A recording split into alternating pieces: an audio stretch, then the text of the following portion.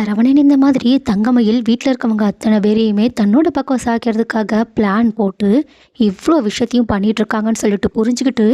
செம்ம கோபத்தோட கடையிலேருந்து பாதியிலேயே வந்துட்டு தங்கமயிலை தனியாக ரூமுக்கு கூட்டிகிட்டு போயிட்டு அவங்க பண்ணுற ஒவ்வொரு விஷயத்தையும் எடுத்து சொல்லி செம்மையாக திட்டிக்கிட்டு இருக்காங்க. இதை கேட்டுட்டு தங்கமயில் என்னதான் சரவணன் முன்னாடி நான் சும்மா தாங்க பண்ணேன், என் மனசுக்குள்ளே அப்படி எதுவுமே இல்லைன்னு சொல்லிக்கிட்டு இருந்தாலும் கரெக்டாக கோமதி இவங்க ரெண்டு பேரும் ரூம்குள்ளே ஏதோ சத்தம் போடுற மாதிரி தெரியுதேன்னு சொல்லிட்டு சரவணா தங்கமயில் சொல்லிட்டு கூப்பிட்ட உடனேயே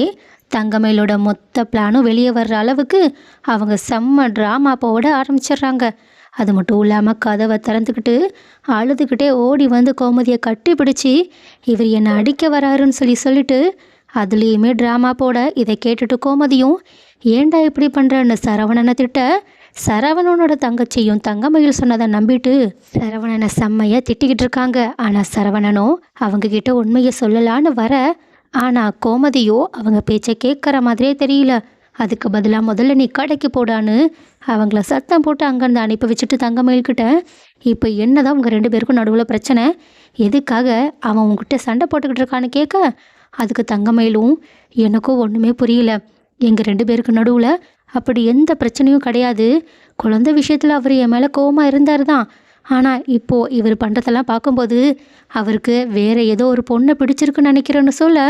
இதை கேட்டுட்டு ஷாக்கான கோமதியும் அது எப்படி உனக்கு தெரியும், இல்லை ஏதோ எனக்கா தோணுச்சு, நீ ஏதாவது பார்த்தியா, இல்லை அப்படிலாம் நான் எதுவும் பார்க்கல, ஆனால் இவர் இப்படி பண்ணுறத பார்த்தா எனக்கு என்னமோ இவருக்கு வேறு யாரையோ பிடிச்சிருக்குன்னு தான் தோணுதுன்னு சொல்ல,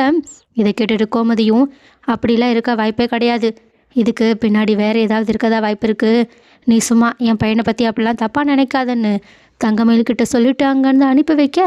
தங்கமயிலும் அப்படியே அழுதுகிட்டு போகிற மாதிரி போயிடுறாங்க. அதே மாதிரி இன்னொரு பக்கமும் மீனாவோட வீட்டுக்கு போன அவங்களோட அப்பா அம்மாவும் மீனா சோகமாக இருக்கிறத பார்த்துட்டு என்ன ஏதுன்னு கேள்வி கேட்க, உடனே மீனாவும் தனியாக இருந்து இந்த வீட்டை சமாளிக்கிறது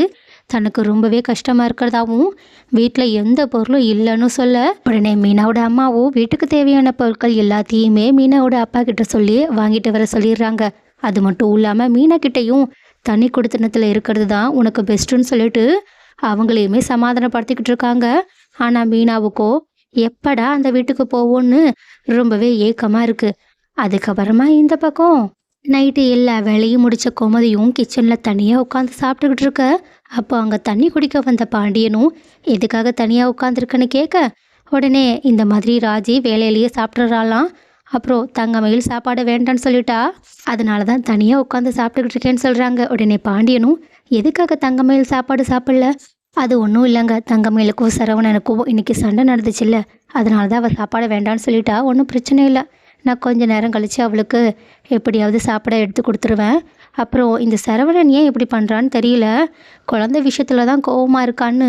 அவள் சொல்கிறா, ஆனால் எனக்கு என்னமோ அதில் நம்பிக்கை இல்லை, ஏன்னா சரவணன் அந்த அளவுக்கு முட்டாளோ இல்லை மனசாட்சி இல்லாதவனோ கிடையாது, எனக்கு தெரிஞ்சவங்க ரெண்டு பேருக்கு நடுவில் வேறு ஏதோ பிரச்சனை இருக்குன்னு நினைக்கிறேன், முதல்ல அதை கண்டுபிடிச்சி சரி பண்ணணும் அப்படின்னு சொல்லிட்டு இவங்க ரெண்டு பேரும் குடும்ப பிரச்சனையை பற்றி பேசிக்கிட்டு இருக்காங்க.